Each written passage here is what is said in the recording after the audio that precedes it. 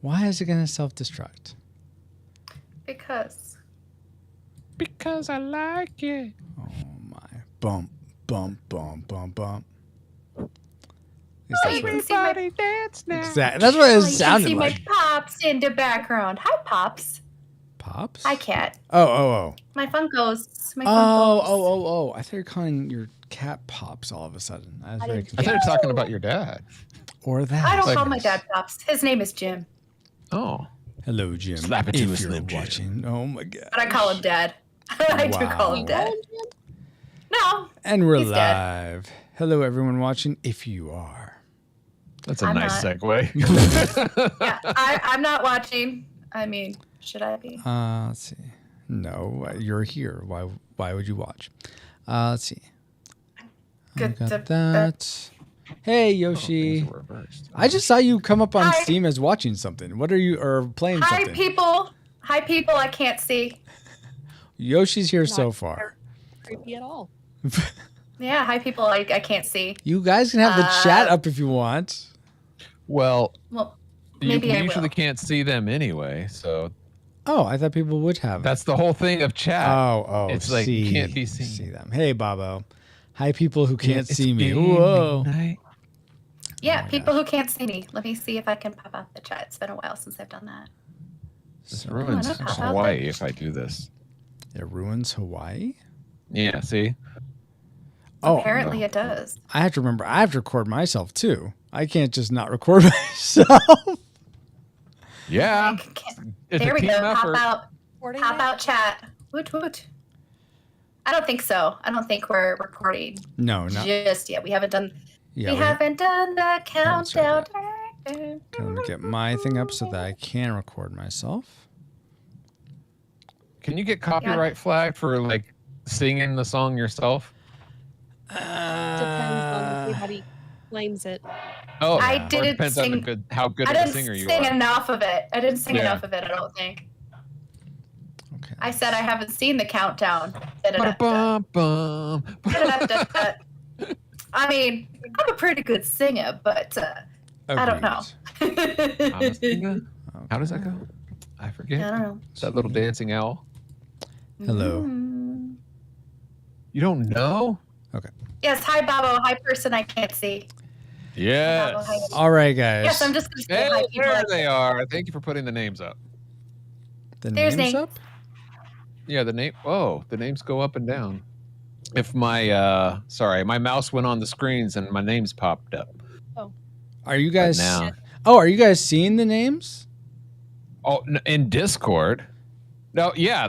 Even they pop up on the stream if I put my Yeah, I if guess you I'll put like the mouse hover, there. if you hover over the windows, the 4 windows, like the names will come up. yeah. So like I have to the- keep my mouse moving over the windows, and the names will pop up, and then now they're on the stream. They're very small in the corner.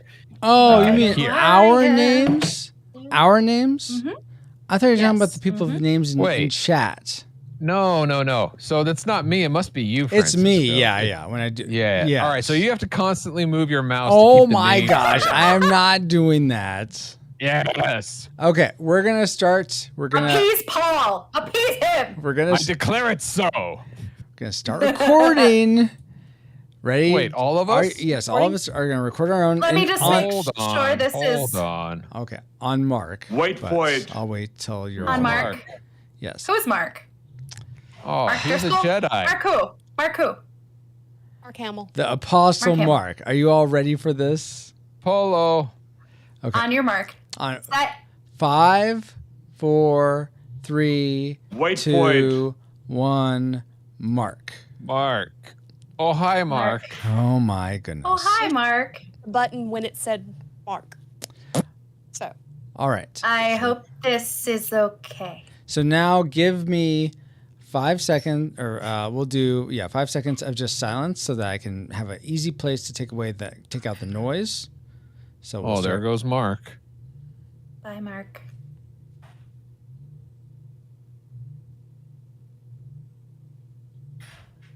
Okay, thank you. And now let's try. Quiet. Let's clap on 3 to try so that I have a sync up points. So Hola, Marco. on 3. 1, 2, 3. Oh, That was lame. that was not good, but okay. That'll be fine. Oh I no, suppose. dos tres. Do it again. I guess we could try one more time. Ocho days. On 3. Do we 1, count with you? 1, 2, 2, 3. 3. Wow, this Look, will your be timing is interesting. off. It's Well, gotta be consistent. 1, 2, 3, boom. 1, 2, 3. 2, 3. You know, not 1, 2, 3. Okay, everybody. Can we try? So on the count of it's 1, 2, 3, boom. We'll do what Paul did. Okay. So 1, 2, 3, boom. That was better. 2, All 3. Boom. I can only help so much. That was better. Hey, Stacy, how you See? doing? Hi, okay. people I can't see. Is everyone's Hi, Stacy. audio recording and it's just your own audio? Check 1, check 2. Yeah, I don't Oh, see anything okay, else. So All right. I'm okay. So thumbs up if you are ready to go. Mahalo. All right. There you go, both thumbs. All right. So All Ashley, right. No, Ashley, both up. do you remember your opening line? There's nothing like a first kiss. Yes. Perfect. Wow. Or nothing's better than And first I- kiss, whichever you want to go with. That's what Hershey told me. Oh my gosh. Well, I don't remember I think there's nothing like a first kiss. I think that's that the works. line. Actually, that sounds right. Yeah. There's okay. nothing like a first kiss. All right. I wasn't ready, so could you do that one more time? So we're gonna start. Thumbs up if you're ready to start the actual podcast. How thought dare we you? were- That was perfect, beautifully delivered. It yeah, was. I thought we were already recording. That was the whole 1, 2, 3. We're recording. Cut, paste, moving on. One more time for posterity, can- please, Ashley. Okay. There's nothing like a first kiss. Except for listening to this episode of the Retro Rewind podcast.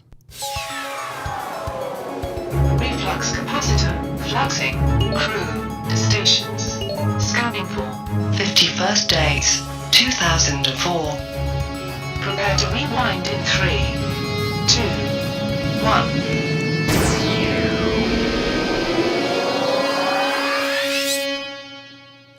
Welcome, Rewinders and new listeners, to the Retro Rewind podcast, where we take a fresh look at movies and games from 15 or more years ago. I'm your captain of the pod, Francisco Ruiz, and I'm joined by your XO and mine, Paul, the master interrupter, pineapple picking powers. Yay. I'm so excited. There's nothing like my first podcast. That's awesome. Pause. I hear people in the background. I think, okay, will you just mute yourself, Ashley, when you're not talking? Perfect. Okay. Is it too late first for me to Edmund. change my levels? I don't think so, but you sound fine, Paul, to me. But No, but it's hard. It's harder for me to hear. oh, okay, then go for it. Since we're in Edna All mode. right. Hey, Star Fox, by the way. Yes, Edna. All right, Bobo. Edna All right. mode. Am I too loud now? You sound the same Hello? to me. Check. All right, cool. Then maybe it's just my input. It's louder. That's cool. Oh, maybe. Okay. All right. Hopefully. Thank you for Pineapple your patience, Celeste. picking powers. Oh, I never asked. I didn't go through my checklist. Oh my gosh. Any of you have to be? Well, since we're in Edna mode, all right. Do either of you have a stopping point? Like you have to be done by a certain time?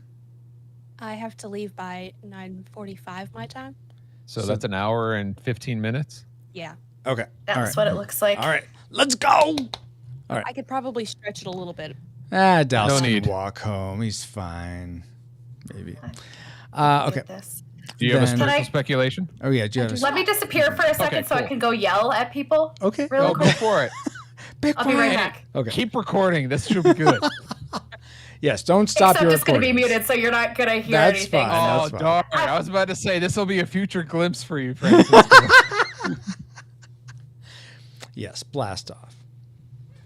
I don't have the fan on, and it is getting hot in here. Oh my goodness. will everybody please be quiet? I'm trying to podcast. Thank you. Yeah, it's exactly how it sounded. Exactly how it sounded. Man, Paul. I've already had trouble with my mics, and this is what you guys are doing to me. Sorry. Wow. And I'm like, shh, we're recording a podcast. Thank you. I'm not that loud. Yes, you are. I will say www.zipit.com. and since we are Simma, down now. well, I was gonna pray anyway, but I'll also pray for that, Stacey, since again we're in Edna mode. Lord God, Yeah. please please be with us this evening. Please may this podcast be a blessing to anyone who listens, whether they're listening live or at a later date. May it bring them a sense of joy and connection, knowing that they're not alone. And Lord, I also lift up specifically Stacy, whose uncle had a sister who passed away. Please be with him and all their family as they deal with this loss. Amen. Amen. All right. Amen. Okay. End of end mode. Paul, you're good now? Yeah. Okay. You just said, can you say there's nothing like something, whatever you said? I forget what it was. I'm so excited. I'll say that again because I probably talked over you. I'm so excited to be here. This is my very first pod. No, that's the wrong line. I'm so excited. There's nothing like my first podcast. This is like your 255th podcast. Paul. What? Or something No, like that. today's my birthday too. Oh, happy birthday. Thank you. I hope the Vikings win for you, Paul. In addition to Paul, for this discussion of the film 50 First Dates, we welcome back aboard Historian Officer Celeste Mora. Hey, Celeste. Oh, I have nothing cute and pithy to say. Well, that in itself was cute and pithy, so thank you. And also, in addition to Celeste, we have back aboard Chief Yeoman Ashley Kronenbitter. Hey, Ashley. Aloha, y'all. Aloha. Aloha. Or as we say in Oregon, aloha. And then, Ashley, this is actually your 10th time, 10th official time on the podcast. Do you know what that means? It means something, but I don't know. It means you're promoted to officer on the pod. So congratulations. I've heard someone told me that yeomans can't be officers, so you may have to pick another No, you're place the to work. first. Congratulations. No, Patch was the first. Patch, he was the first yeoman. And then he Well, became apparently an you officer. can be. You're the No, second. he's something else now. He's chief feelings well, officer. now you can be the first again. I don't know what I would be. In my real life, I'm an executive assistant. That's Could kind I of just what a be? yeoman is. I know that, but can we have like a fun title? Like, I don't know. I don't know. Officer Officer- executive. We'll do that. No. Like Executive at my workplace, like the person who is like the assistant to the CEO, Uh-huh. they're chief of staff, but Oh, so staff officer is something completely different. Chief of staff. No, wait. You went from chief to officer, yeah. Oh, okay. You can't I don't be know. chief anymore. no. We'll just say Sorry, Chief. no. We'll just say officer of the boat, officer of the pod, just like a general officer is overseeing all of the. You're just a general officer. I don't know what you would. Manager. General manager. Well, I know there's like chief of the boat, so I was doing officer of the boat. We'll figure this out later. Can't I just be an officer of administration or something? Sure, fun? I administrative don't know what officer. you want. Sure, that works. I'm so excited Yeah, for there the you go. first podcast. Hi, Tom. Hi. Glad you're here, Paul. And now that Me too. you have a not so quick flyby of who we are, Paul, can you give us a quick overview of the production specs for 50 First Dates? And also, one more time, congratulations, Ashley. I'm so glad you and Celeste are back. Go for it, Paul. Thank you. All right. So 50 First Kisses was released December 30th in 2017 in Paul? Japan. Paul? It runs an hour. Yeah. Paul. I'm so excited. Oh my gosh. This is 51st Dates, not 51st Kisses. Oh. Plies. Oh. That's Wrong. not the same thing. No, they're different. Oh, you want the Adam Sandler movie? Yeah, that's the one. Oh, no. Hold on. Okay. 51st Dates was released February There we go. 13th in 2004, so it's a Valentine's movie. It runs an hour and 39 minutes and is rated PG-13. It was directed by Peter Segal, who I'm calling Steven's brother. Oh my It gosh. was written by George Wing, with lead stars being Adam Sandler, Drew Barrymore, and Rob Schneider, the copy guy. The music was composed by Ted Castellucci. Sure. And are you ready for the box office trivia? I am Yes. ready, Celeste and Ashley. Are you both ready? Awesome. And anyone know in it. live here in chat is welcome to play along. Go for it, Paul. Okay, 50 First Dates was made for about $75 million Whoa. and earned almost $200 million in the box Whoa. office. So, given this and the fact that it was released theatrically in 2004, how high in the box office do you think it ranks among the movies of 1994? Of 2004? 2004. All right. We'll go for the top 50. Top 50. Okay. 42. 22 or 42, did you say, Celeste? 2. 42. All right. All right, Celeste. How about you, Ashley? 22. 22. Ooh, interesting. I'm going to guess 12. Just keep the twos going. Bobo guesses 42 also. Stacey's guess is 50. Paul, what was the actual final placement? And Solomon guesses 42.5. Oh, my gosh. 33 50 would have been good for 50 First Dates. But no, it was actually 26. 26. So the people who guessed 22. Yes. That So, would be me. yeah, 22. So I think that's just Ashley. Yes. So congrats, Ashley. Good job. You win Yay. fabulous. That's why she got promoted. Exactly. everything. Exactly. Good guessing. Awesome. Well, thank you for those factoids, Paul. And let's see if any of them factor into our memory mind meld or subsequent roundtable discussion, which we'll get into once Alice has located our target film. Alert, alert. Approaching target. Spoilers incoming. Establishing analysis vector. This Valentine's Day, roses are red, violets are blue. Every day she'll ask, who the hell are you? I've never even met you. Good luck with that memory problem. You're starting to freak me out. This Friday, Here she comes. Look cute. 50 First Dates. Rated PG-13. Opens Friday. Yes, why would Blank. you do this to me? I don't really know. But, does love stink? Does it not? It depends on what we remember. But speaking of memories, let's get into our memory mind meld synopsis for 50 First Dates. Happy Gilmore got kicked out of his grandmother's house and is now living at an aquarium in Hawaii while pretending to be different people to get women that are vacationing in Hawaii. Billy Madison falls in love with Josie Grossi. Okay. But she forgets him immediately because E.T. wiped her memory. That sounds just about right.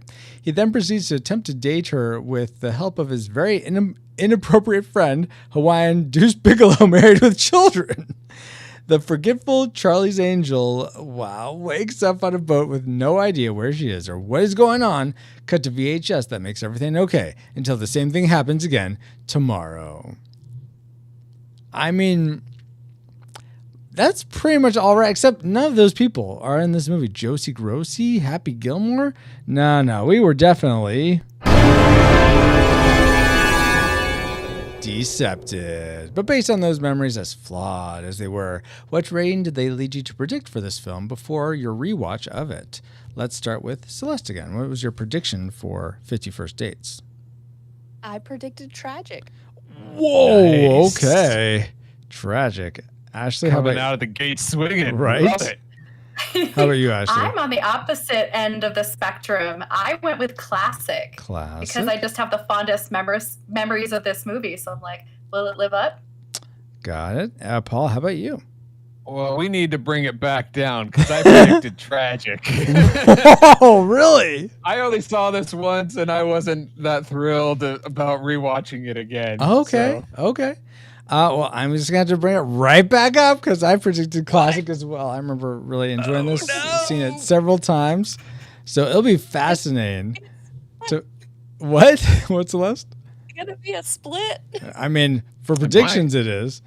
But it'll be really interesting to see if those predictions pan out. But first, let's get into the things we liked most about 50 First Dates. Let's spin a bar. Best 3.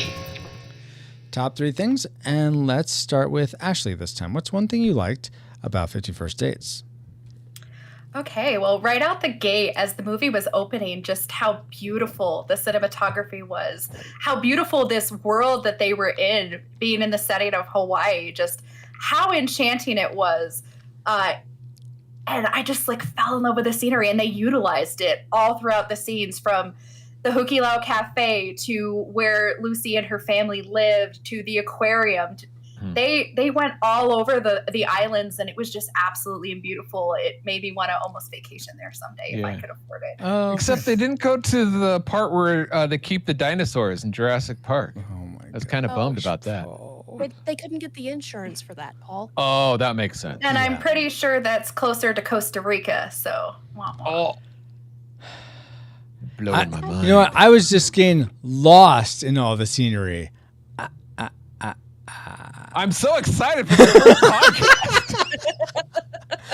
That's great, Paul. What else? What was exciting for you about 51st Dates? I completely agree with Ashley. The scenery of Hawaii just brings this movie up to another level. It's not like most movies that are just, in the big city or in the little village. Being somewhere different, I think it brings it up to the next level. Also, a little bonus thing is having a supporting cast that includes Sean Astin and Dan Aykroyd just brings it up a little bit more. Yes. I mean, these are not stellar performances that, hey, you need to go check these roles out by these people. No. But having them in there just, I think, like elevates being in Hawaii, elevates the movie. Absolutely.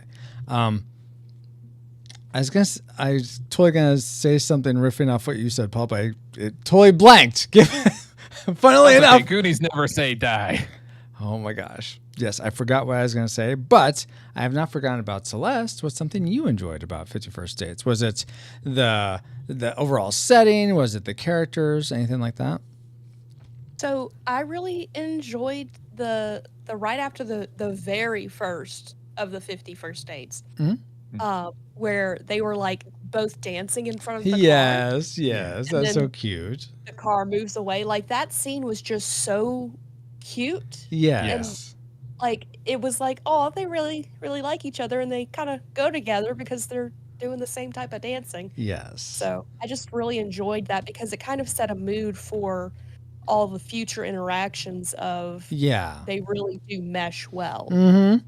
And that goes into the first thing I liked, which was just Adam Sandler and Drew Barrymore's on-screen chemistry just feels so good. They feel so natural together. They feel like these two people that would just meet and just hit it off. And I just really enjoyed watching them play off each other in this romantic way. So that's something I really liked. Let's go back to Paul. What's something else you really liked about this film?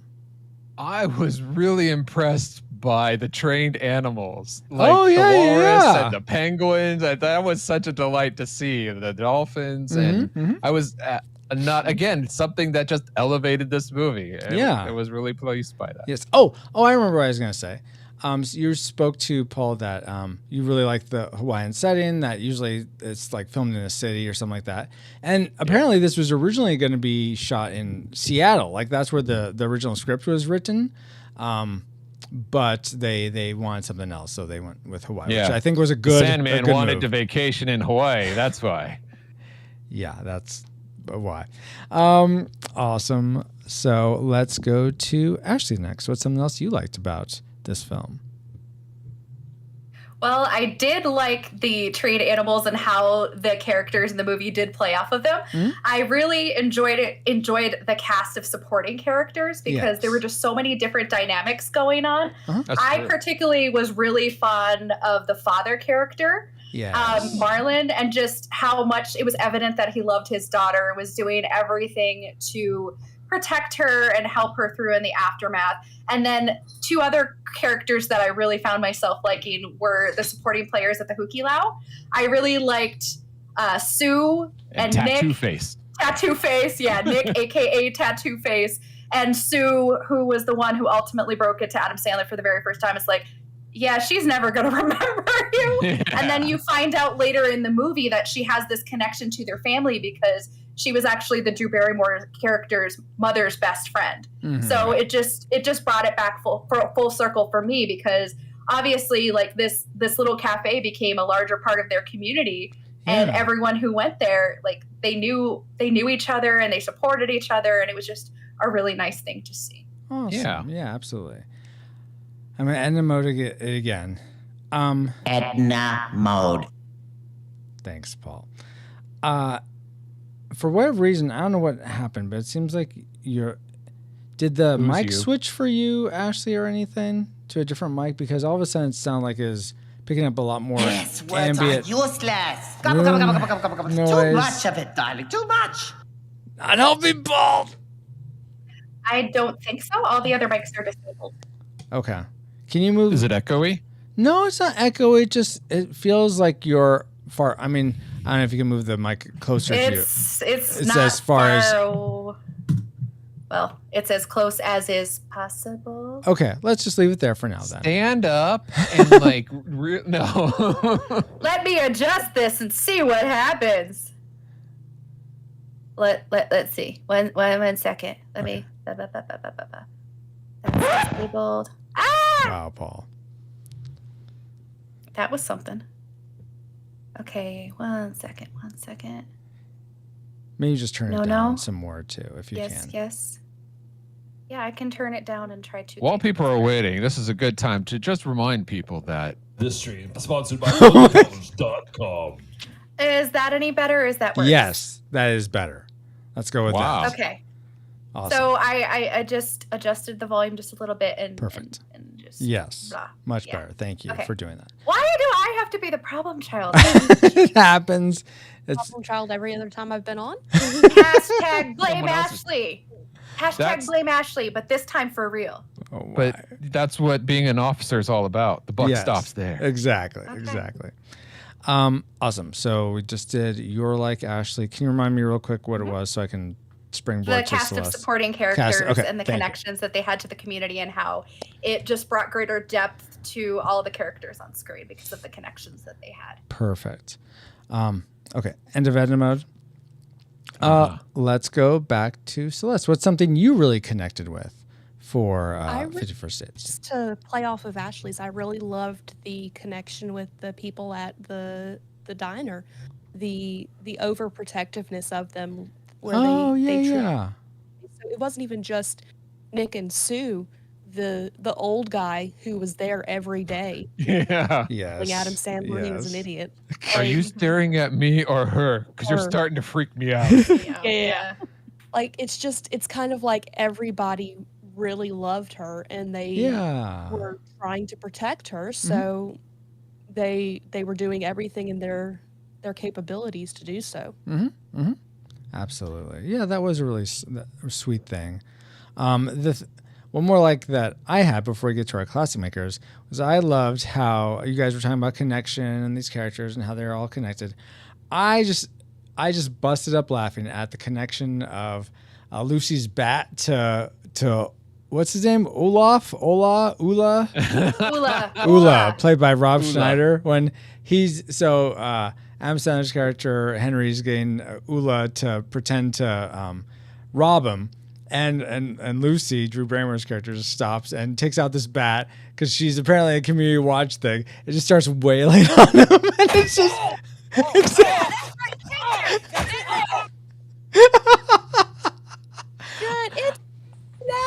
like that. And that had to hurt. Yes, and I loved how she stops and says, "Are you okay?" And he's like, "No, I think he's had enough." "No, he hasn't." Da, da, da.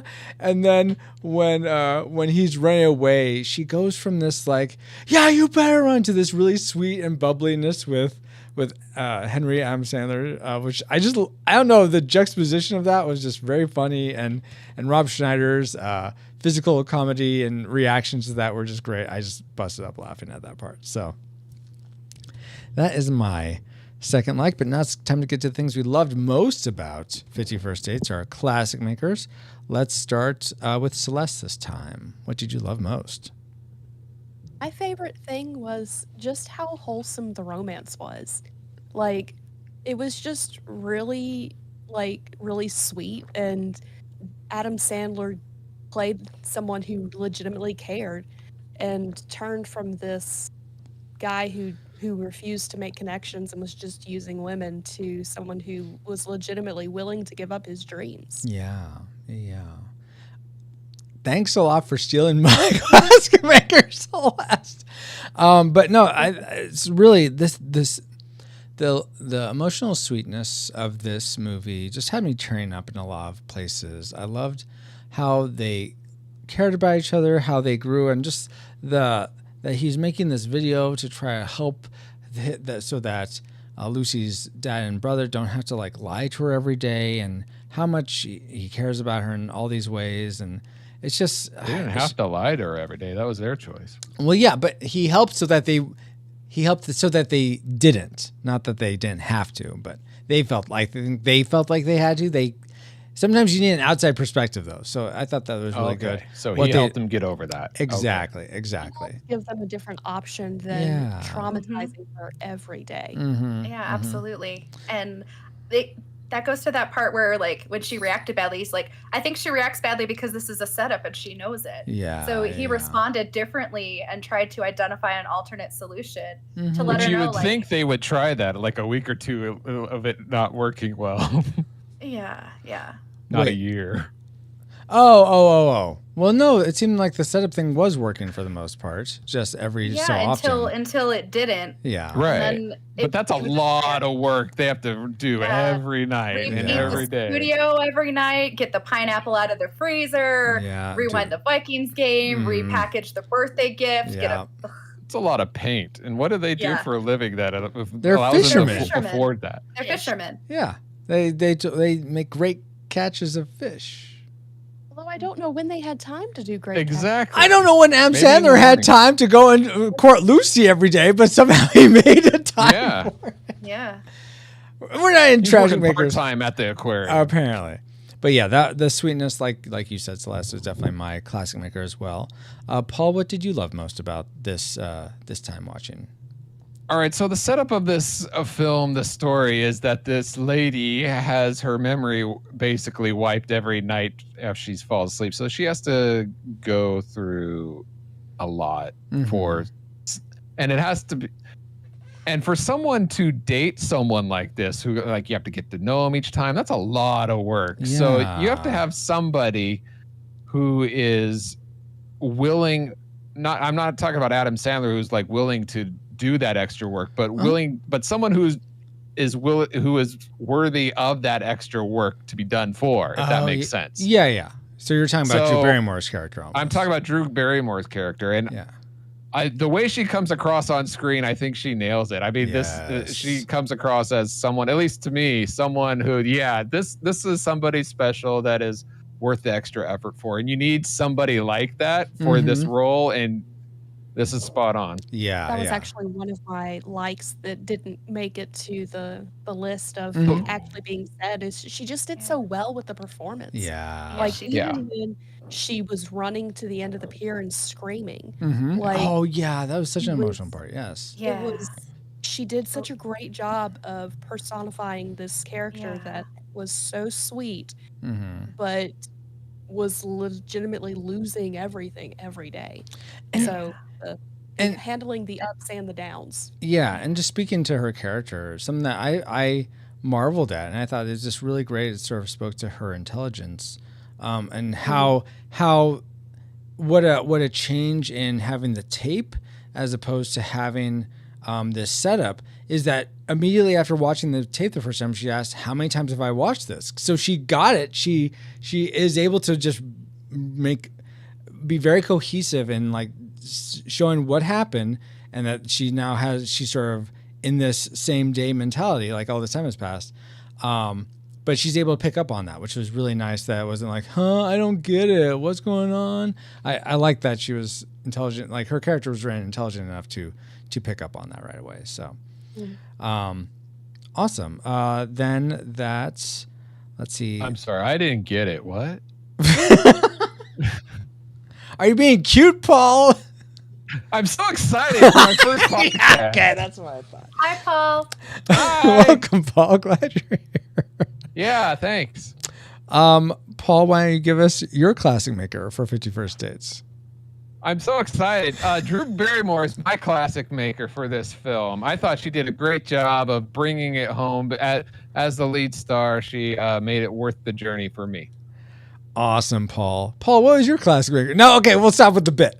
Let's go to Ashley next. What was your classic maker? We'll end with, your classic maker for 51st Dates. Yeah, well, I have to agree with all of y'all that so much of that was on my like list. Drew Barrymore's incredible range in her character and just having this believability and all the different aspects of her character that we see, from her intense reactions to finding out upsetting news to her falling for someone for the very first time, and just how sweet and innocent that was. But you don't know it's the first time. Well, I guess you don't technically. The very first time, yes, you do. But outside of that, like it contributes to really what I enjoyed most in this film, which was actually the character growth that you saw in Adam Sandler's character, from being completely uncommitted to meeting this person that he just has this instant attraction to in this connection.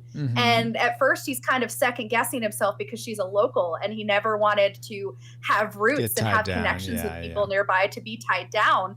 But somewhere along the line, when they have this connection, he goes from this person who wants nothing to do with anyone but himself to basically giving up his life and sacrificing for this person and wanting to make her life complete, like making it better and finding a way to deal with this huge challenge that they have and finding a way to make it work. And the fact that once he gets to this point where he's able to essentially make her fall in love with him every single day, like that is such intense character growth from going from one extreme to the other. Absolutely. And just seeing that happen. And even when he fails, like he goes, it's just one day. And I think of this one line he says is like, well, you like me on most days. And like every day is a little different. And the different ways that he goes to get her attention, leading up to the video when he was told, stay away from the hooky lao. He went out of his way just to meet her day after day after day. Yeah. And I don't know, it was just so beautiful to see such growth in a character when you don't usually see that in Adam Sandler movies with his characters. They're usually kind of one-dimensional, one note, and you don't really see anything change with them. So that was a breath of fresh air. Absolutely. And why I absolutely just loved it so much. So Adam Sandler really clicked with you, I guess you could say. You could say so. Don't worry, guys. I won't get punch drunk love on you. It's not like you're speaking Spanglish or anything. Exactly. Time to tell somebody a bedtime story because I think he's getting tired. Oh my gosh. Yes. Okay, this conversation is getting very blended. Let's get back on point. We've all given the things we liked most. Maybe it's time to get into things we didn't like. Sorry, guys. Looking at my notes again, there was something I just have to get off my chest that I liked so much. Let me guess. The Wedding Singer?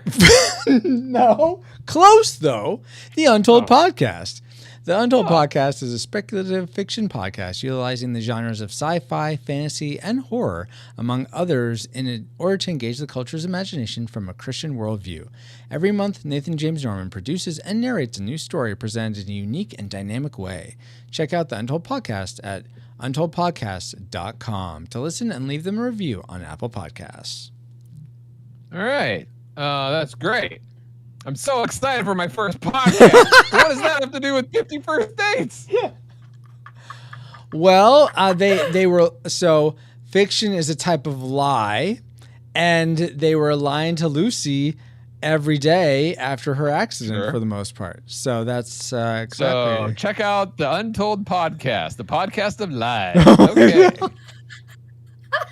It's not how I quite meant it, Paul, but all right. Yeah, I still don't understand what that has to do with this. Well, okay. movie. Well, would you understand some trivia having to do with this movie, Paul? Maybe. Okay, let's try.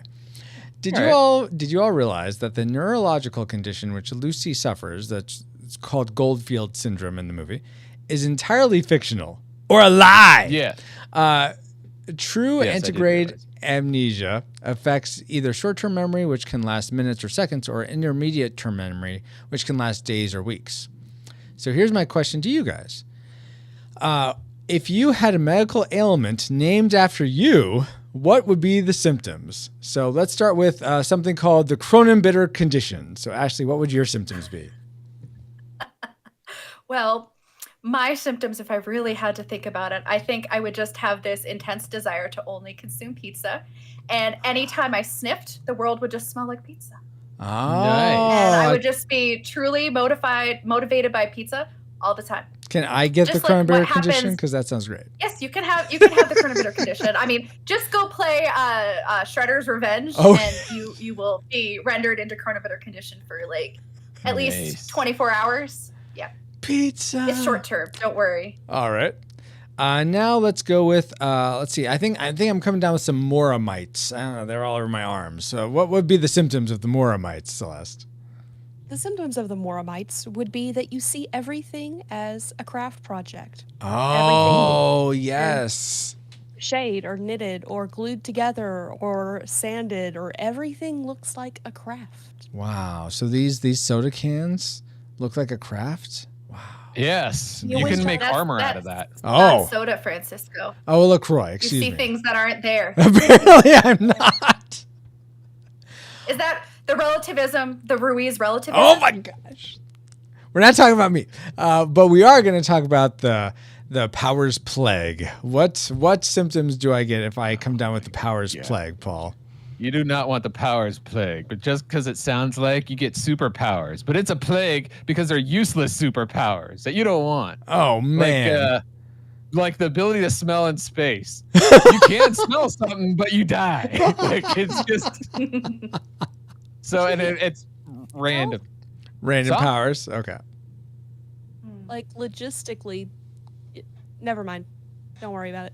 Yeah, maybe you can. Maybe it's a useless power. Maybe it's spreading. You got it. I mean, Oh my. my brain went to the science of smelling, and I'm like, but scents come on air, and there's no air in space, so how would you smell anything if there's no gases? That's 'Cause why there's he has the particles powers. floating in. Yes. He can Yeah, smell. Maybe you can smell light radiation or something. Yeah. Yeah, exactly. Anyway, And there's other superpowers. That you I'm don't not doing the Ruiz relativism. Oh, come on. You want to play that game. No, because I'm right. not relativistic for the most part. Apparently, Francisco has no relatives. So, Oh my great truth, Francisco. Thanks. And now we've had some trivial fun. Let's find out what memories you, our rad rewinders, had about 50 first dates. All right. Drake Tungsten says, I remember that it was a movie that came out some like 20 years ago. Thanks, D. Tungsten. That's a good memory. Yep. Better than some. Dustin Warford said that Adam Sandler does what every husband should do. Live in such a way that your wife falls in love with you all over again. Every day. Aw. Patrick Edwards says, steroids, weed, and spam have an adverse side effect. Wow. I think it's just the steroids, but sure. Okay, so weed and spam is good. Okay. Yeah. No, they all can have side effects. Yeah. You smoke the weed, you'll probably eat the spam and hopefully not do the roids. Because we're told repeatedly in the movie, get off the juice. Get off the juice. Yes. Protein powder. Too much of anything is bad. Indeed. Maybe. Alex Ortiz says, Daddy, the goose got in the garbage can. No, Okay. the mongoose got in the garbage again. The goose, huh? Wow. Goose on Hawaii. Yes. Sorry, Maverick. You floated over here. Wow. Stephen Oh. Forrester says, oh my gosh. I'm sorry. I just got that phone. Welcome to the party. Thank you. Stephen Forrester says, you are the girl of my dreams, and apparently I'm the man of yours. Aaron I Hughley said that says, in a weird way, but you got the gist. Go ahead. Yeah, I know you're a little punch drunk, though. I know. I remember. Aaron, why are you talking weird like that? No, I'm joking. He says, I remember liking it for an Adam Sandler movie, but his comedy kind of grinds on my gears now. Oh, okay. Aaron222 says, I was in college when it came out. It was Valentine's Day, and I thought a couple of my single female friends might be feeling lonely, so I went to hang out with them. I thought it'd be fun to dress it up as a pretend date, so I bought them some fake flowers and treated them to a meal before the movie. I think our collective opinion of the movie was that it was enjoyable, but felt like the Wayne Singer Part 2. Anyway, the girls decided after the movie that going through the motions of a date like that to avoid the loneliness of being single on Valentine's Day was more depressing than just hanging out on their own, so they more or less told me to beat it, lol. Wow. Possible in retrospect, I was more worried about being lonely myself. Aww. That's just so sad on so many levels. Oh, They'd geez. rather be alone than with poor Aaron. Okay, moving on to Josh Berkey. He says, "Hi, I'm Tom." 10 seconds later, "Hi, I'm Tom." Indeed. Thank you all for sharing your memories of 51st Dates. And You're welcome. I'm so excited to be on this podcast for my first time. Awesome, Paul. And I hopefully you're excited to talk about things you didn't like about 51st Dates. So let's spin a power. Worst 3. Things that we didn't like so much. And let's kick it off with Ashley this time. What didn't you like about 51st Dates? I did not like how the movie started. The opening sequence just felt so inconsistent That with the rest pineapple of the movie to me. panning over from Hawaii to a countertop? Why would you do that? Why? Not what I meant. But Moving on. But the opening sequences, it just felt so out of touch. I knew they needed to set up the character of Henry somehow, but having it just go back and forth, the rest of the movie was not like that. The rest of the movie had a different tone and it flowed. It just felt so out of sequence, being like having you meet Henry and have all these women talk about, how they had the most amazing week ever, and just going into that, and then him like trying to avoid that last person by like faking that he was an intelligence officer or a secret agent or something like that. And he jumps on the back of the jet ski, and it's like the comedic timing in that, like, it doesn't match anything else in the film to me. I can see that. It just, the timing of it all, like it was just hit, because we have to get all these hits in because we only have like 3 minutes to introduce this character. We need to do it as quickly as possible. We need to make it exciting. We need to make it exciting for some reason. And it just didn't fit right with the rest of the movie for me. Okay. At the same time, it's kind of a stereotype of Adam Sandler's, is he always has something kind of similar to that, where it's the really quick jokes. So I just wonder if that was they were trying to keep in line with what he generally does. That could be. I don't know. I didn't like it. All I know is I didn't like it, and it just felt like it didn't fit with the movie. Like originally they were trying to tell a different story because it just went fairly quick, and just I want more time with each woman. Let us know how it went. Yeah, they weren't going to do that with us because they just wanted to treat them as throwaways, because he was this playboy. That's how he treated them. Yeah, that's how he treated them, and they were throwaways. But at the same time, I'm like, yeah, I just didn't like it. I'm curious if can you think of a way that might have worked, that you think would have still worked on letting us know who this character is without doing that, Ashley? I don't really know. It's an Adam Sandler film, so I don't know what I was expecting. Oh, okay. I don't think that Sandler movies necessarily start that way. It might end that way or have things in the middle, but I don't know. They always kind of start in a certain way, and they don't always have a consistent tone. Especially like the current ones, but this one, it just didn't start and keep that tone throughout for me. And I don't know how I would have done it differently. I don't know that I would have cut to all these different people, but or have it be elaborate. Like, I need to have this elaborate getaway. I mean, maybe that part was just unnecessary to me because it was like, yeah, I get it. He's trying to be like, yeah, I got to get away from this tourist. Yeah. And I found it kind of funny, but I get that you might have wanted to see more of a grown-up take on an Adam Sandler movie. Let's go to Paul next with something you didn't like. Apparently you loved the fast-paced opening, but what's something you didn't like? Yeah. Well, sort of. Because unfortunately, Ashley's classic maker is my first dislike. Whoa, is like, I know really? you talked about the character growth of Adam Sandler, and to show that arch, you have to go like, okay, what's the opposite of being totally devoted? Is someone who's going around, cheating and womanize. And I think that they set up this, for me, it's an unlikable character, and I'm not trying to slut shame him. It's the way, but it's more of the way that he's treating them and lying and like not respecting them or whatever. Like the girl with the But he's giving them the vacation of their lives, Paul. I don't know why I'm having felt that accent. That's weird. Someone like Drew, yeah, they got along great, but I wish, like, I think I would have enjoyed the movie more if I also liked Adam Sandler's character enough that I felt like she deserved a better character. Got it. Okay. Like she deserved better. Yes. He really wasn't. He didn't really do anything to kind of make him essentially worthy of her. Right. Or I mean, yeah, they had good chemistry, but I think it needs a little bit more than that. I think some tweaking. You could have done something though, even doing all that, his womanizing, but still showing something admirable about him that they could build off. Like, where's all this character growth coming from? Well, it comes from this.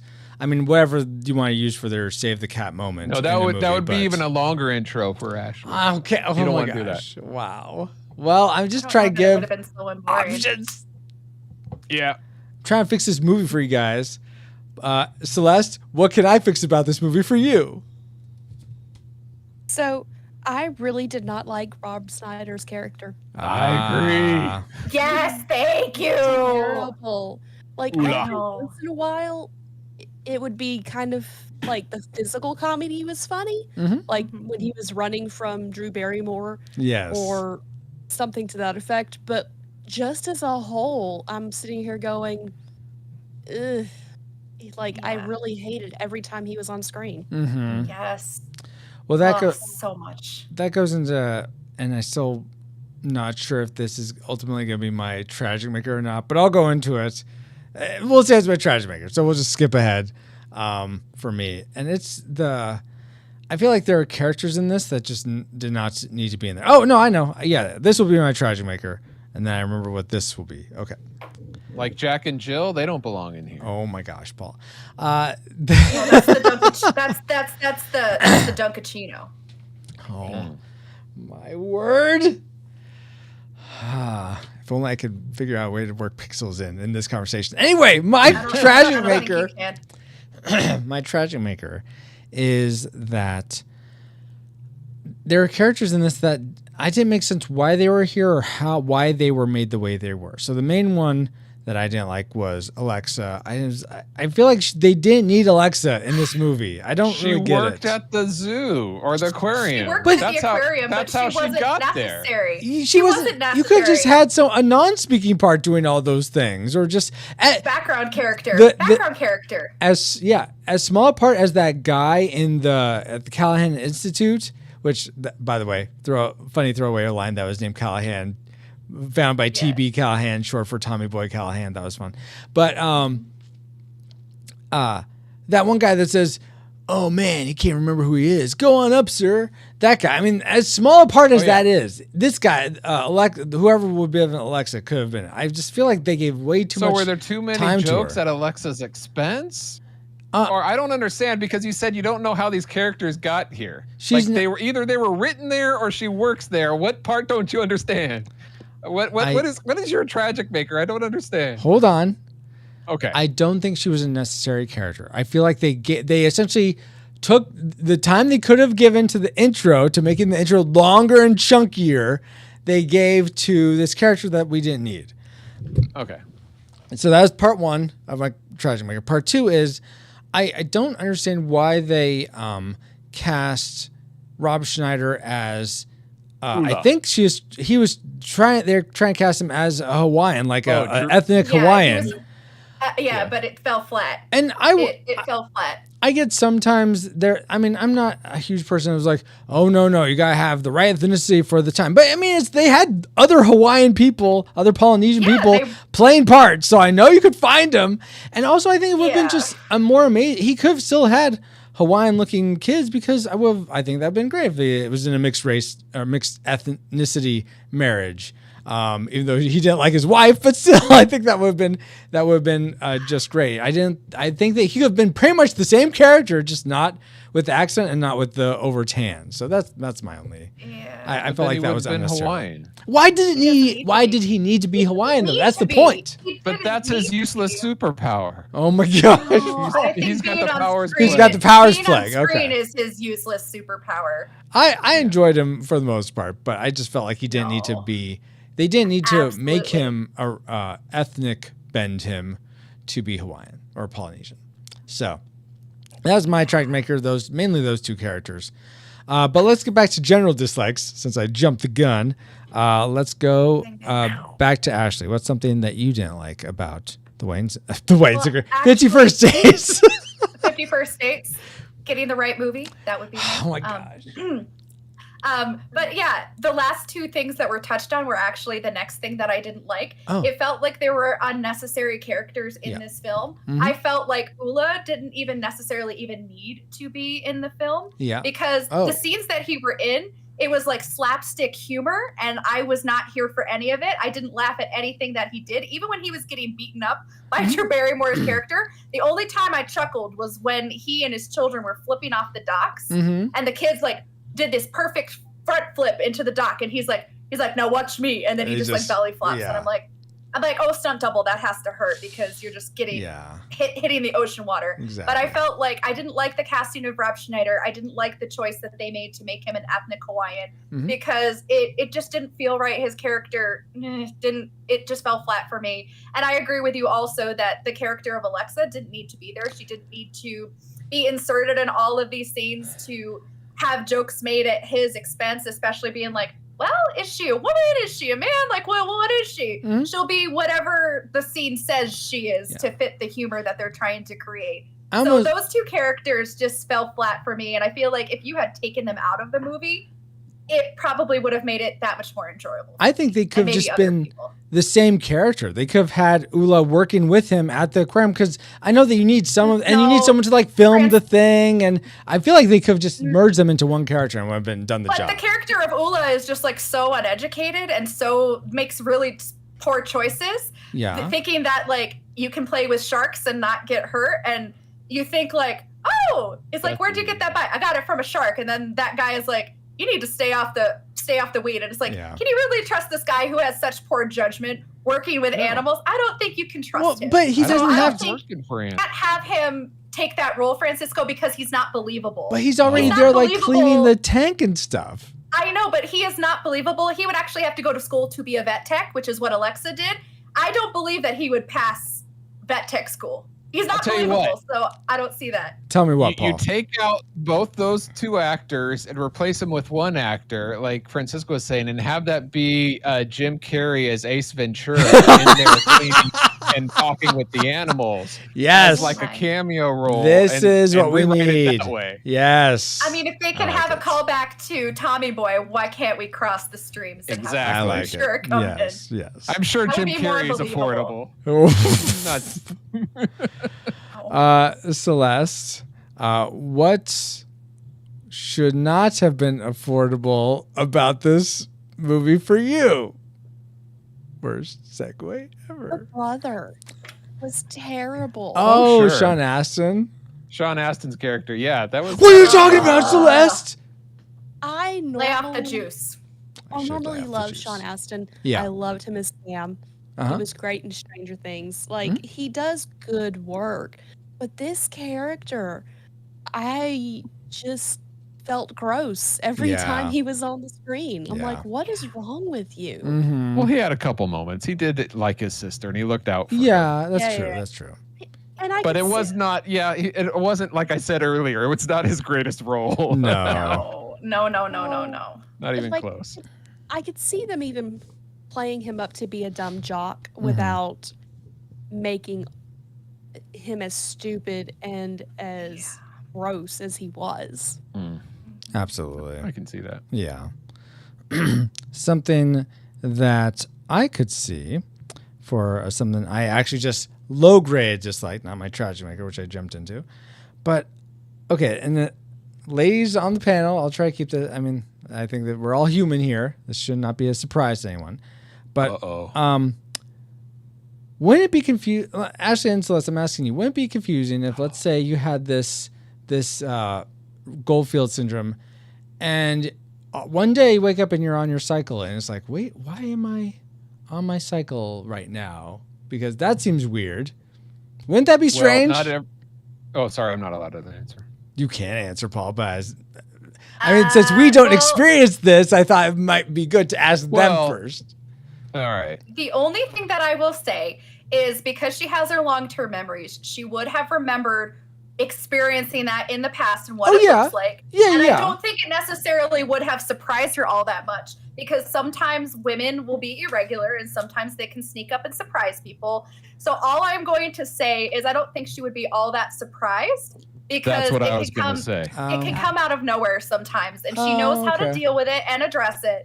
So I don't think that there are far other things that, like an example that she uses in the movie where she says, like, since I don't remember if I woke up with a pregnant belly, or the interactions that they have. Well, what would happen? Your ruse is working now. Well, what would happen if she woke up and instantly saw herself 10 years older?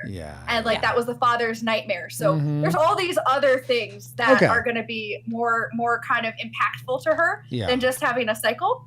Because she's experienced it in the past. She knows how to address it. So I don't necessarily think that's going to be quite as impactful as like, oh, somehow now she's pregnant, but she has no recollection of anything that led up to it because it didn't happen the day before her accident. All right, that's fair. Okay, I'll take that. Well, then never mind. I guess that's not really so much of a dislike. I just thought that was interesting. But all right, let's go back to Paul. What's something else you don't like?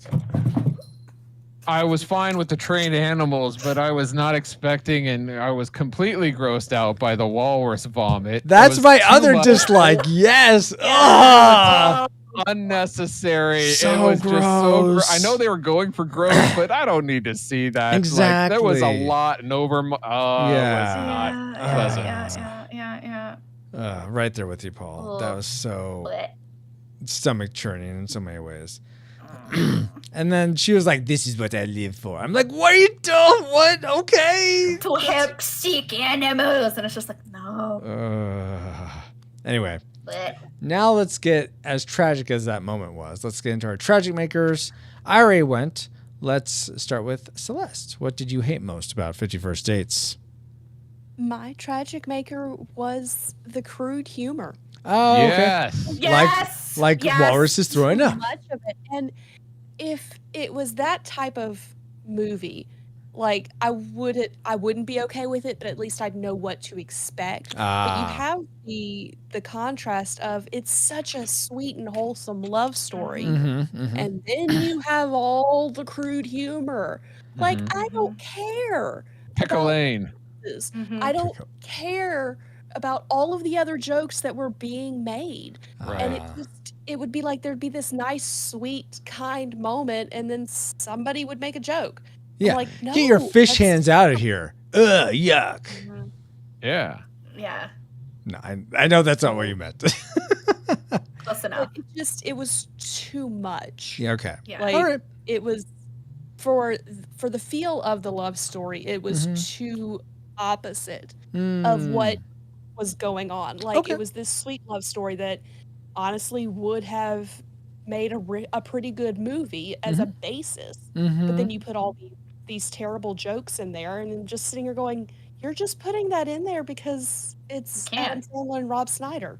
Like, got it. No other reason. I could see that. It didn't really affect me in the same way, but I can totally understand how that would be like, or like Paul said, like pick a lane. Like, choose, are you gonna be a sweet movie or are you gonna be raunchy? Yeah, just decide.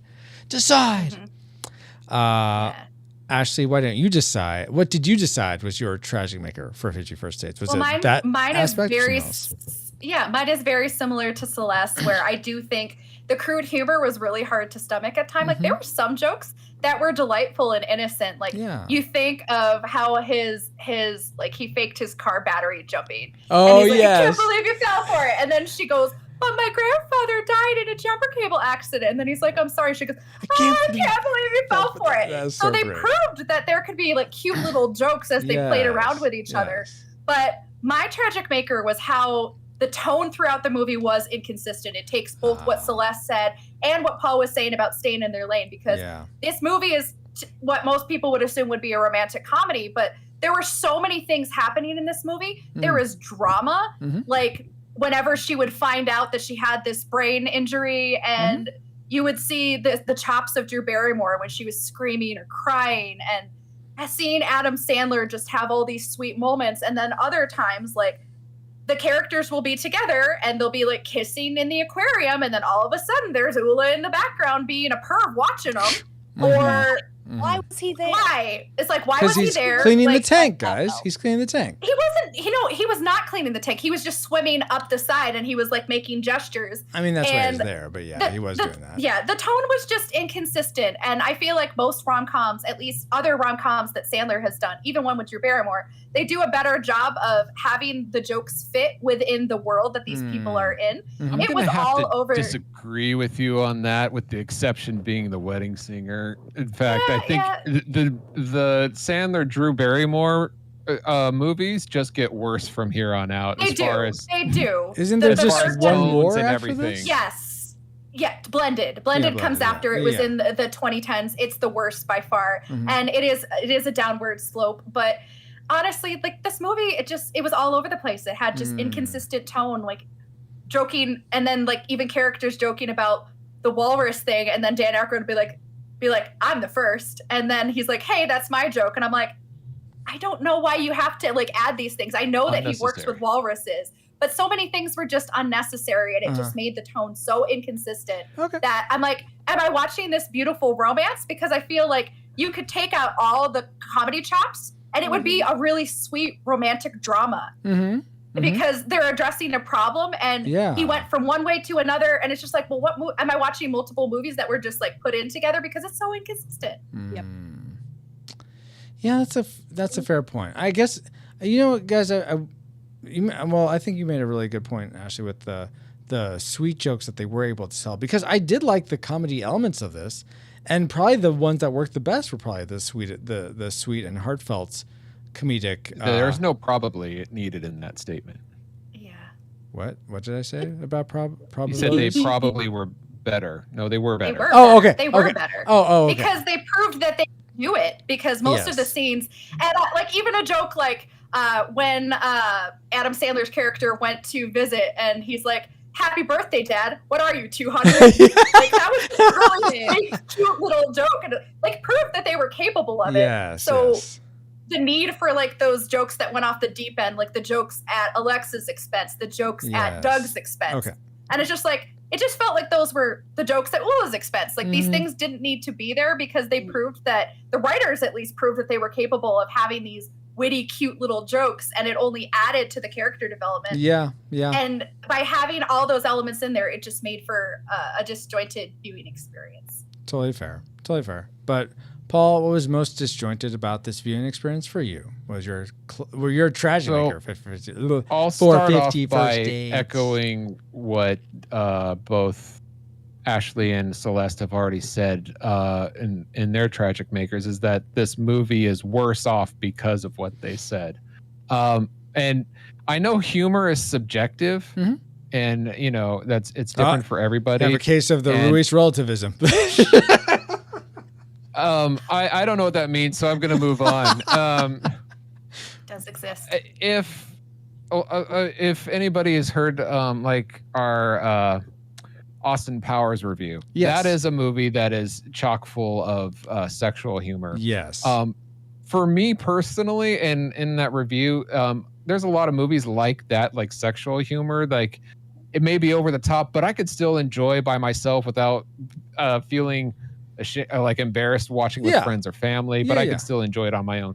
This movie, for some reason, at least for me, it goes overboard. I don't even enjoy it on my own. There's so much sexual humor, unneeded sexual humor in this, you're not that it degrades. Sorry, you weren't you weren't supposed to watch Overboard. This is 51st Dates. You're supposed to watch. Oh, another lame joke. Okay. At least it wasn't like over the top sexual, like Over the Top's a different movie. Why we're watching 51st Dates? Okay, next. No, I'm sorry. Go ahead. It was over. Sounds like a case of anger management, but that's wrong movie. gosh. Doesn't even match with. Nope, sorry, bad one. But yeah, I could see how. Yeah, so pretty much what they were saying, how it's just like too much. It didn't seem to fit. It didn't fit at all in this.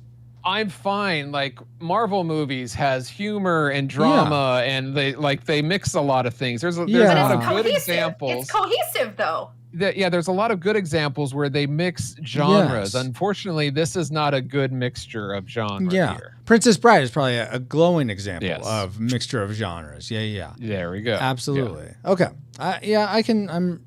I can see everything what you guys are saying. I don't think I have any real disagreement with any of it. So yeah, I think That's why it's tragic. Oh my, we're not there yet, Paul. But now that we have entered all our trajectories into the firing computer, so you have a firing solution for us.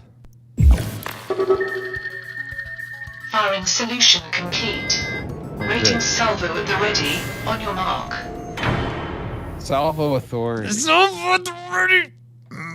What? Do we rate? Okay, Mr. Deeds. 51st dates? Don't make me go little Nicky on you. Do we need to send in the water boy? Oh my Yes. gosh. Now that's some high quality H2O. Oh my Yep. gosh. Do we rate 51st Dates a classic? Would recommend anyone go and see this movie, whether or not they've seen it before. A nostalgic, if you remember liking it when you watched it in your past at some point, then definitely if you give it a rewatch, you will be happy. It'll be a fun time to re-experience it. But if you've never seen it before, just forget about it.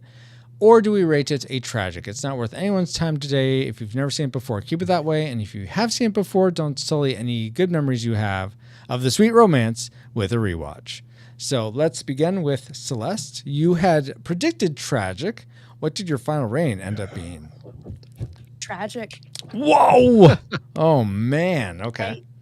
Much as I loved the love story, the entire rest of the humor threw me completely off. Like, I enjoyed watching it this time, but it's not one I'm ever going to purposefully watch again unless it's for another situation like this where I've been asked to review it. Like, it's The not Bottom Shelf podcast. one that I'm gonna purposely be like, I'm gonna go watch this movie. I have rom-coms that I'm gonna go watch this movie. For This will example, never- so that people sort of can balance, sort of have an idea of your taste. Like, what would be a rom-com you would recommend or you would go watch? Miss Congeniality. Okay. What's the Runaway Bride? Runaway Bride's so good. I Speed. love that one. I actually do like the movie Overboard. That's pretty good. too. Overboard. that Okay. one. Oh, Not the cute. remake's fun too. I don't think of Speed as a romantic comedy. I but also know. I'm watched being with ridiculous. my father-in-law, who was explaining to me why the physics didn't work when the ball jumped, and I was too busy going, "How do you know the physics of this, Gilbert?" Rather than paying That's attention. funny. Because while my father-in-law is a very, very intelligent man, he doesn't always display that. Gotcha. So I was too busy being shocked Okay. for Speed. And I'm shocked that you read 51st Dates a tragic. Oh, Baba I'm not. recommends Go ahead. Eraserhead for another rom-com, but okay. Oh my why. The world. We're Is not. this your first podcast too? It must be. Oh my word. Edward Scissorhands. I liked that one too. Edward Scissorhands. Okay, I feel like I it's like much that more movie. of a drama, Clueless. but Clueless. okay. Ashley, 51st Dates. What was you had predicted classic? What did it end up being for you?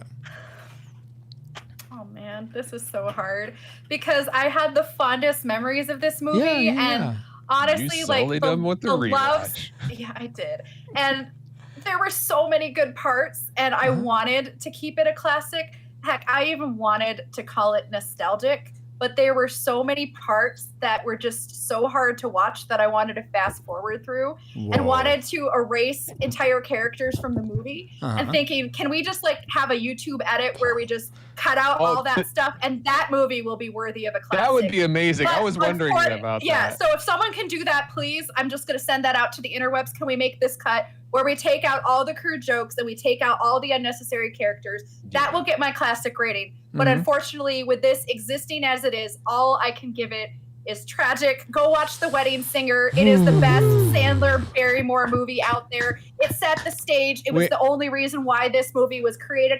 And it was going to be called 51st Kisses, but they didn't want to get it confused with Drew Barrymore's other rom-com, Never Been Kissed, which is actually a better film than this one. So if you want to go watch a Barrymore rom-com, go watch Never Been Kissed or stick to the original source in The Wedding Singer.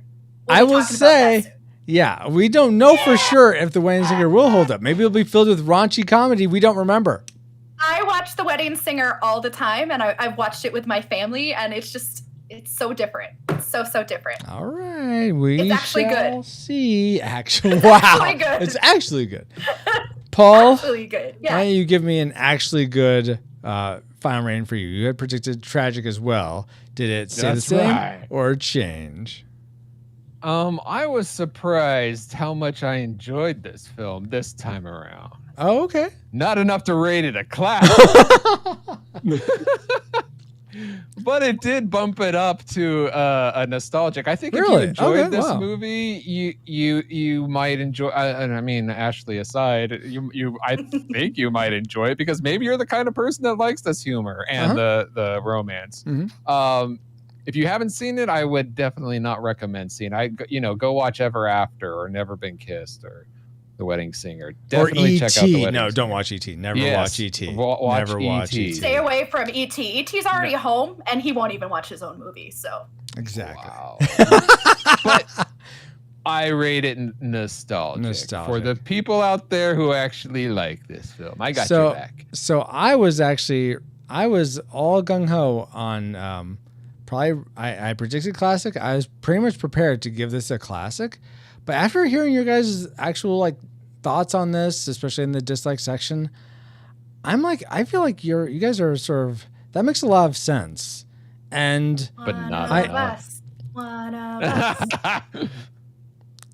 but not enough to make it a tragic. I'm gonna have to go with my XO here, Paul. It definitely bumped it down to a nostalgic, so which I'm disappointed about because I would watch this again because I love the sweetness of the characters and there are so many moments where I was just I was getting choked up with how You're Drew biased. Those are Barrymore. moments. Go And- watch a YouTube video if you want Yeah, moments. those are moments. So here we go. If you take those moments and just make them into a film, take out all the curses, I'm telling he you, would that hate is that. worthy of a classic. That's where the Monty Python and the Holy Grail comes in. He would hate that. That's true. But life is but a series of moments. Does that mean he's? I'm not living That's a movie. true. Or I don't know. a Some claim people- of a movie. Some people would say that life can be like a movie, especially when it has a great love story. So you tell That's me. a good point. And I do see a video on you. Oh my gosh. Video camera. Regardless, I'm sticking with nostalgic. I think nostalgic is good. I could totally see myself revisiting this movie again. I watched it several times We will. throughout my life. We will not. That's fine. Saying that now. I'll just watch it on repeat every summer because I will for spite. No, you Anyway, won't. according to the Retro Rewind podcast, we are at a draw. So we'll have. Yeah. So we will have to leave it to our patrons at the $5 tier, our Rewind Republic, to help us decide the final rating for this podcast. So Francisco from the future, what did they rate it? All right, guys, Edna mode. We're going to do a reaction. It's either going to be tragic or nostalgic. Paul, in case you ask, calling if it they right now. do say classic, that'll just bump it to nostalgic. Based on nostalgic, right? Understood. So we're We're gonna gonna do do both. both takes, and then I'll just use the one that is applicable. First, we'll do the nostalgic one. So All right, we'll do nostalgic. nostalgic, then try. Okay, coming back from nostalgic in 3, 2, 1. See, okay, the patrons know what's happening. Thank you. Too many people like this movie. Well, yeah, They're but I trying mean, to prove me wrong. They're just coming mean- out of the weeds and trying to just make us wrong. I I guess mean- we're the odd one out. They are entitled to their opinion. yeah, to the right opinion. I agree. Yes, Even though I nostalgic. disagree with it, the masses have spoken. Yeah. Indeed. Indeed. All right. So thank you so much to our Rewind Republic for helping us decide that vote. Okay. So We now- can't use that take. You messed up, so it has to be tragic. I'll take it. Okay. Now here's the I'm already tragic here for one. Well, okay. I guess if it's going to be tragic, fine. Apparently, the Rewind Republic was one of you, Celeste and Ashley. Did you guys revote? We were right. Did you revote? No, I'm sure you did. You can't prove anything. But yeah, thank you for helping us decide the final rating of Tragic for 51st Dates. And now it's time to get back to our own time. Good old 20XX. 20XX. Contact online. Receiving incoming transmission. Feels good to be back, but we wouldn't have been able to travel back to 2004 to begin with if it weren't for our amazing reflux capacitors, namely Jared Holzhauer, Deborah Powers, Brian Keane, Patrick Hicks, Chris Cowan, Geek Devotions. No, you're right here. The Untold Podcast, James Kennison, Drew the Cellcast, Ashley Kronenbitter. You're here too. Pastor Dewston, Kennethan, Redeemed Otaku, That's Our Babo, Josh Adams, D. Tungsten, Andy Lewis, Jeff, The Dapper Man Reviews, Tony from the Retro Days, Mr. Lost, Daryl Hafner, Rosie, in addition to 7 other patrons as well. Thank you all so much for keeping the gigawatts coming. And if you want to keep us flying, help keep us flying for as low as $1 a month and get bonus content for your generosity, or to just buy some merch from us, head to retrorewindpodcast.com/support to start. This stream is sponsored by PaulJPowers.com. And while we're thanking people, we also want to give a big aloha hug to Celeste Mora and Ashley Kronenbitter for supporting us with their thoughts about the tragic movie of 51st Dates tonight. Well, it might be nostalgic. I don't remember. Anyway, let's go alphabetical order and start with Ashley. Where can people find you online? Or is there anything cool you got going on people should know about? Nothing really that okay, I am next. You can find me as of right now in July of 2022. You can find me on Twitter and Instagram at APK1186. But stay tuned, things do change sometimes. Interesting. Dun, dun, and dun. Celeste, thank you so much for joining us. Where can people find you? And is there anything cool you got going on? I have so much cool going on, I can't list it all. Wow. Nice. That doesn't make me that cool. That just makes me that busy. Yes. So, thank you for making time for our awesome rewinders. Yes. So you can find me at any of the social medias under Geek Devotions. It's normally Dallas or I. We also have spin-off podcasts such as The Bottom Shelf, We Read Allegedly, and soon to come, The Gundam Watch. Ooh. And then also I make believe and use dice to have math with some friends on playing games with strangers. Uh-huh. Very cool. Nice. I'll end the mode, Celeste, if you need to go. I understand. So thank you so much. Hang out till this part's done. Okay. Stay for spiritual speculation. Okay, that's fine. And what about Firefly? Are we not going to do Firefly? I didn't watch Firefly. That's fine. So We're not covering He's- Firefly. I'm being silly. This is a moment of Francisco's facetiousness. Oh my gosh. Yes, I'm very fastidious. Whatever, Paul. Let's see. Is it back to you, Paul, or is it me now? Who's No, first? it's me. Okay. End of edit mode. All right. Thank you again so much, Celeste and Ashley, and my awesome pineapple picking friend Paul. Even though he has the Powers Plague, but I really appreciate all of you and all you rewinders, new and old, for another fun voyage. And I'm so excited for my very first podcast. My name is PaulJPowers.com. You can find me at PaulJPowers.com. Yes. Thank you, Paul. And you can find me on our Discord for show announcements or just to say hi. Join us there at retrorewindpodcast.com/Discord. This podcast is a proud member of Culture Box, a curated collection of podcasts, videos, and articles that will provide you a balanced meal of content. You will find culture celebrated for its past and future, satirized for its extremes, explored in study, and created anew in story. Point your web browser to culturebox.media. Who said that?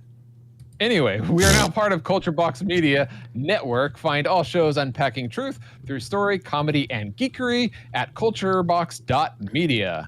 With that, Captain, we are final approach to base, which is probably not Hawaii. Bummer. Probably not. Thank you, EXO, and thank you all for listening. We pray you are more joyful today than when you first hit play. But like a Pokemon, we gotta catch you all to see Go Ninja, Go Ninja, Go! For Teenage Mutant Ninja Turtles 2, Secret of the Ooze, our next episode of the Retro Rewind podcast. Retro Rewind mission complete. Proceed to nav point Omega and return to base. All right, let's end this episode.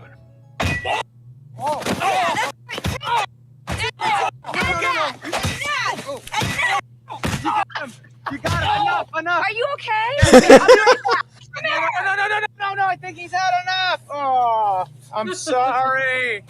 Oh my word. That's how I felt at certain parts of the movie when I was watching. Wow. Yeah. The end right there. All right, end recording. Yes. Oh, no. We're going to spiritual speculation. No, Don't end it. Spiritual Okay, speculation. keep going. Celeste can end it. Except for Celeste. Yeah, Celeste can All end it. Head out. Okay, thank you so for much, having me on, guys. Celeste. Thank you. Yeah, thank you for being having on. me. Yay! And I'm going to take this moment to take a break myself. All righty. Bye-bye. And yeah, how does it feel that I nominated this movie and the next movie? People agree with me sometimes. Nice. So maybe this tragic thing, people will get on board because, like, if it is tragic, blame Ashley. It's fine. Stop nominating tragic movies. I can't help it. I haven't seen this movie in a while. I love tragic movies. I mean, it was still fun. Go easy was on bad. Paul. It's his first podcast. Okay, Babo. Yeah. Weren't expecting that, were you? No, I was not expecting that. I was expecting classics. I was expecting this to be a unanimous classic, but no. People hate this movie. Why did they hate it? No, it was just so inconsistent. That was like, it drove me nuts. I didn't find it the that jokes inconsistent, were just, but it I was, can see it was just like the sweet love story. Yeah. Like, hey, doctor, my friend is having wet dreams. Doug, lay off the juice. Yeah. And it's like, I don't know. 10-second Tom. Whisper, whisper, whisper. Aren't you a little old to be having wet dreams? Yeah. Hi, I'm Tom. Okay, that's fair, but I don't know. It didn't seem super out of the ordinary. Those three characters just like ruined it for me. All right, that's fair. Doug, Ula, and Alexa. It's just like, decide what kind of movie you are, and then maybe. Okay. It's supposed to be a rom-com. I mean, Well- it was romantic, and there were comedic elements, but it was not balanced like most romantic comedies are. Okay. I mean, when you say there's So that is an inconsistent love movie. Yes. Wait, what is? Neko was saying it. This is an inconsistent love movie. Yeah, it's Okay, an gotcha. inconsistent. Yeah. I would agree with that. Like the parts where they were having their like it was so beautiful. Like I actually found myself crying at certain parts. Yeah, exactly. And then there were the parts that were after it. And I'm like, no, this is ruining it for me. Because I loved this movie and really like having to go through and examine it. So like, I don't know that I'm gonna go back and watch this. All right, that's fair. So, Baba, you're nominating all the bad movies to Bomb Shelf. Well, yeah, if they get nominated here and you find that they're deleted, like because we're not going to cover them because me and Paul haven't seen them, then yeah, definitely send them over to the Bomb Shelf. Yes. Okay, not so B movie. Well, no, we didn't review the B movie. We reviewed 50 First Dates. Come on, Neko. Okay, so not the B. No, not the B movie. I mean, that I've never seen. I haven't either. B movie. Jerry Seinfeld voices the bee. Is that right? Yes, I think that's right. Yes. What's the deal with hives? Bob says only if I ask for nominations, but I'm keeping them in mind. God, you do not want to be subjected to Garbage Pail Kids. There's a lot of things I don't want to be subjected to. And there's quite a few movies that I have yet to be subjected to that I'm hoping I'm never subjected to, but we shall see. We shall see. I think some of them are on your list. Probably. There are definitely movies better off not watching and wasting your time and making your life more worse. Yeah. I mean, I've seen a couple of them. Yeah. Like Thor: Love and Thunder and Rise of Skywalker. No, not that movie. I was gonna say that Christopher Reeve Stalker movie that I can't even remember. Oh, come on, Somewhere in Time. Somewhere in time, yeah. He was a stalker. I'm sorry. I'm sorry. There's a lot of quote unquote love songs that are stalker songs. So yes, I know, and I try not to listen to them because, like, once someone tells you a love song is a stalker song, you really can't get it out of your head. Over 90% of all love songs are stalker songs. I don't think I believe that, but no, it's a proven scientific fact. Show me your studies, Paul. Dude, the studies come from pauljpowers.com. They're on the way. Don't associate so dubious information with that website. Oh my word. The Institute of the Powers Institute. Yes, I don't know. The Powers Institute. The Powers Institute, because we have the Callahan Institute, and it's for people with brain injuries. What is this? A school for ants? Wow. Well, see, that picks its lane of like goofy and raunchy comedy. It does. Yes. It's consistent. It's consistent. Even a movie like Dodgeball is pretty consistent in its tone throughout. Yes. There are things that happen, but it's consistent in its delivery. This movie. This movie was consistently in the wrong lane. Oh wow. Almost. I guess. I just didn't know where it wanted to be, and that's why I was like tragic. That's fair. Much to Francisco's surprise. Yeah. Right. Like I was telling Ashley, Paul, like I was expecting this to be like disputed or unanimous classic. I was not expecting it to get the heat it did. So yeah, to have the women be like, no. Yeah, right? Well, the women know what's up when it comes to romantic rom-coms. I love me some rom-coms. Like I watch the movie Clueless like all the time, but it's so comedic. As if. Okay, guys, let's do spiritual speculation. My goodness. Okay.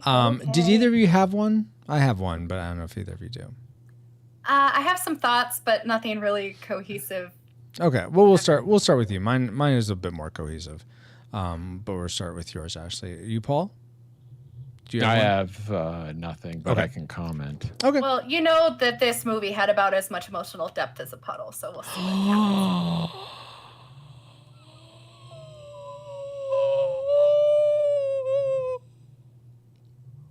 I can make a shocked face too. Are you done? Still go. Did you time me? I was curious how I was doing. Oh my gosh. Well, yeah, it's easy to do it exhaling it. I did it inhaling. That's the trick. Well, that was your first mistake. Yes, I did not inhale. All right. Oh my word. Here we go. Spiritual speculation. 3, 2, 1. Welcome, Reflex Capacitors, to another spiritual speculation. Hi, Paul. Is this your first spiritual speculation? Yeah, I'm so excited. Oh, that's good, Paul.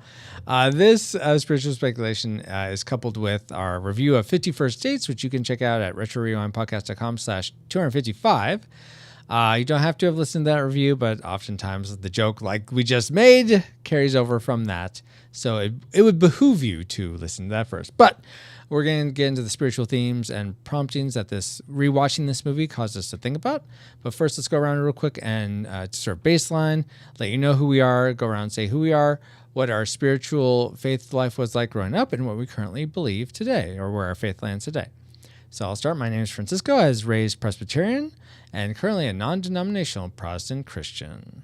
Let's go with Ashley next. Hi, I'm Ashley. I was raised Catholic, and I am currently a non-denominational Protestant. Awesome. And Paul? Hi, I'm Paul. And you are? Francisco. Hi, Paul. Hi. Welcome, Paul. So, I was raised, hi, I'm Paul. And you are? Hi, Paul. Ashley. Hi, Ashley. This is Francisco. Hi, Francisco. Hi, Paul. I guess, you know what this is? Paul. So I think, Paul, what you're demonstrating now is some called like the eye for the eye and tooth for the tooth for all my like stopping you from talking about your final, not your final reign, but your tragic maker for 50 First Dates. So this is like tit for tat right now, right? No, this is annoyance. Which wasn't what I was doing to you, annoyance? Anyway. But you found Christ in Hawaii? Is that accurate? Hi, I'm Paul. All right, Paul, let's go ahead.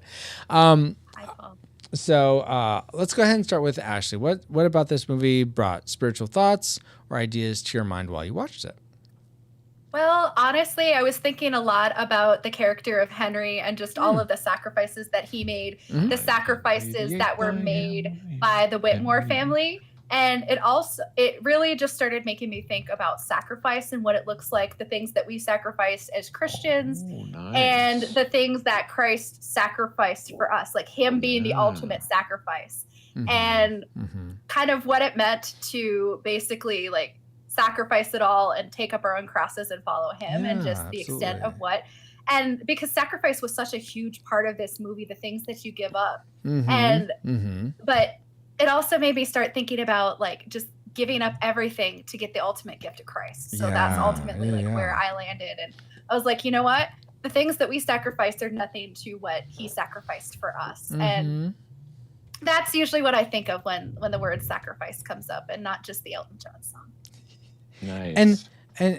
And that's interesting because I think I forget what the exact verse is, but is it Matthew 13:46 where he's talking about the parable of the pearl, where he sells everything for the pearl, or even the plot of land where he sacrifice everything? It wasn't for the kingdom of God. That's a good one.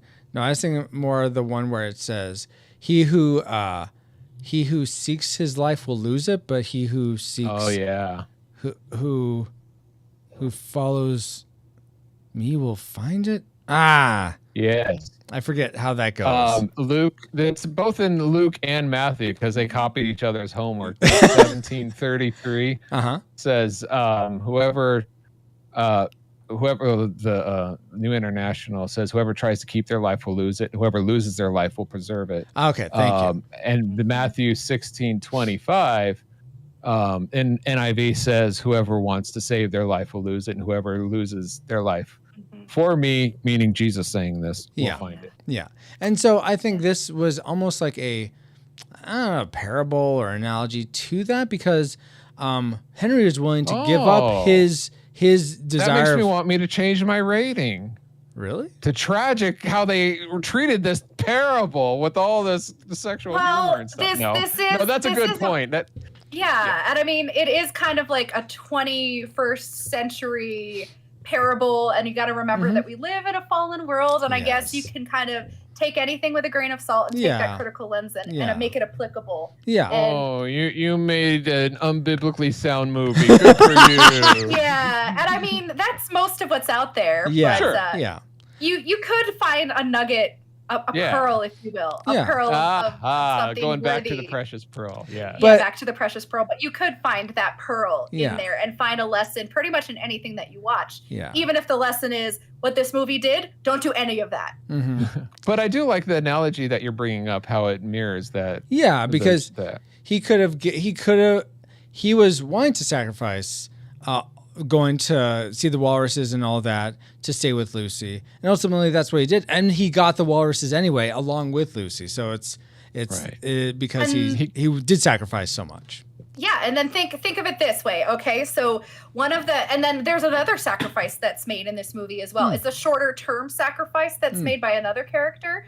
So when Lucy has one of the times that she's watching the tape and she has a breakdown, and they have Dr. Keats come, and she's actually at the top of the staircase, and she's overhearing about the walrus trip, and she makes the decision that she is going to erase Henry from her life because she sees that him being with her every single day, and he spends all of his time getting her to fall in love with him, and he's making all these sacrifices, and he's probably not going to go on this trip. She makes this smaller sacrifice thinking, well, I'm holding him back. I'm stopping him from achieving this thing that has been in the making for the last decade. Who am I to stop this? He's having to change his whole life for me.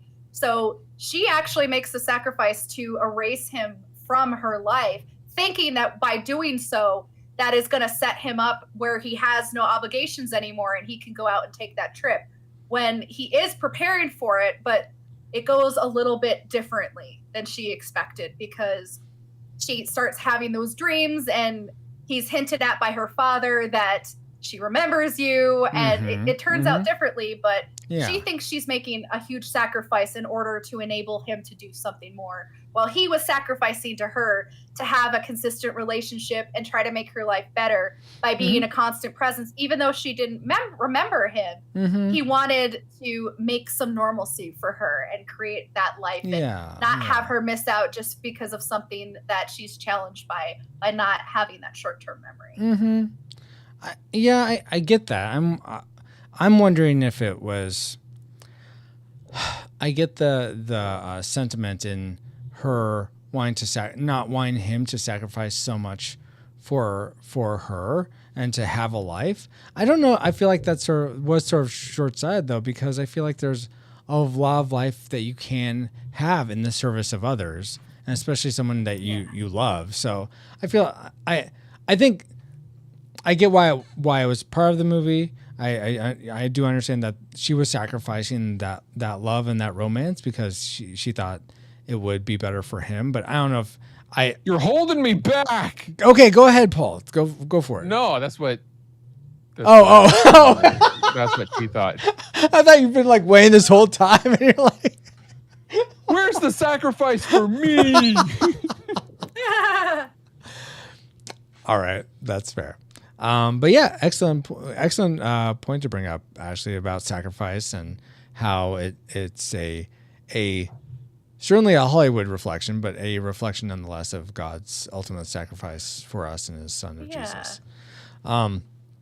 The thing that I took away from this movie, or I kept thinking about, was how, and me and Ashley were watching a Bible project that sort of also had this sort of going in my head. But the ancient Israel, so this is in the context of Lucy forgets every day.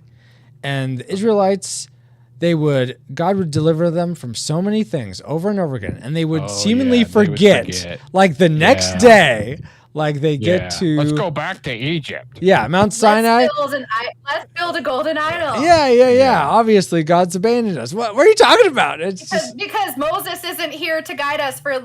Yeah. We're hungry. Oh, here's man.